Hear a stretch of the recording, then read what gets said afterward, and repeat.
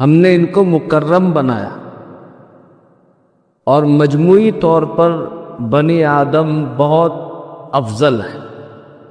اس کی وجہ یہ ہے کہ جتنے انبیاء علیہم السلام آئے، خود امام الرسل سرکار دو عالم صلی اللہ علیہ وسلم بھی انسانوں میں سے تھے، اسی لیے پلڑا زیادہ بھاری ہو گیا۔ بہرحال تو اللہ تعالیٰ فرماتے ہیں لَقَدْ خَلَقْنَا الْإِنسَانَ فِي أَحْسَنِ تَقْوِيمٍ۔ عیسیٰ ابن موسیٰ خلیفہ منصور عباسی کے زمانے میں ایک شخص تھا، وہ چاند کی راتوں میں اپنے مکان کے چھت پر اپنی محبوبہ کے ساتھ بیٹھا ہوا تھا۔ کبھی 14ویں کے چاند کو دیکھتا تھا، کبھی اپنے محبوبہ کے چہرے کو دیکھتا تھا۔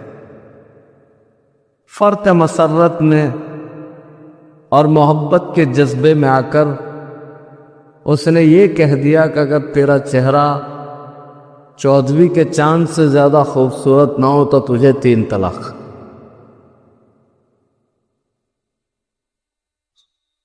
یہ جملے کہنے کے بعد جیسے آج کل ہمارے بہت سارے نوجوان لوگ کبڈی کی طرح بول جاتے ہیں،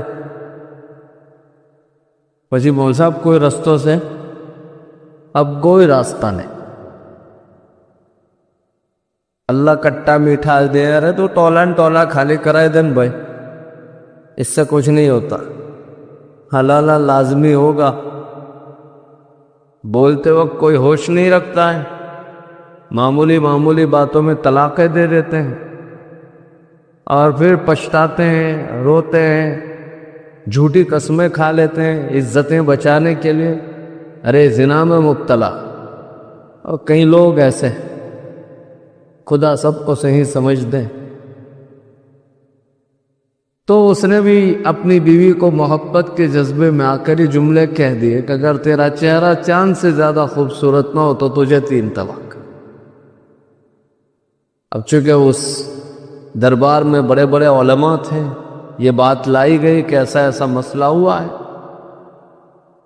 تو اس وقت کے جو حاکم تھے انہوں نے علماء کی طرف توجہ کی، سب نے جواب دیا کہ بھائی طلاق لگ گئی۔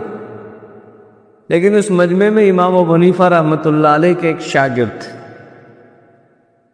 خلیفہ کی اور جو گورنر تھا ان کی نظریں ان پر جمی ہوئی تھی کہ حضرت آپ کی کیا رائے؟ انہوں نے بڑے اطمینان سے جواب دیا کہ طلاق واقع نہیں کو، کہ حضرت سمجھ رہے ہیں ہم آپ کو کیا پوچھ رہے، کہاں بڑے وثوق کے ساتھ اور بڑے اچھے ہوش کے ساتھ کہہ رہا ہوں طلاق واقع نہیں ہوں۔ یا کوئی دلیل ہے کیا؟ لَقَدْ خَلَقْنَا الْإِنسَانَ فِي أَحْسَنِ تَقْوِيمٍ۔